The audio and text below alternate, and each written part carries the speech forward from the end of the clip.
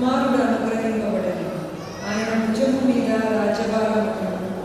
ఆశ్చర్యకరుడును, ఆలోచనకర్త, బలవంతుడైన దేవుడు, నిత్యుడకు తండ్రి, సమాధానకర్తయకు అధిపతి అని అతనికి పేరు పెట్టబడింది.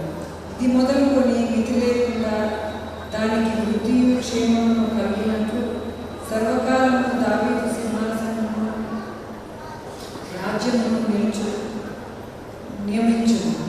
న్యాయము వలనను నీతి వలనను రాజ్యమును స్థిరపరచుటకు ఆయన సింహాసనాసీనుడై రాజ్య పరిపాలన చేయును. సైన్యములకు అధిపతి అవి యెహోవా ఆసక్తి కలిగి వీటిని నెరవేర్చును. దేవుడు ఈ వాక్యము దీవించుగాక.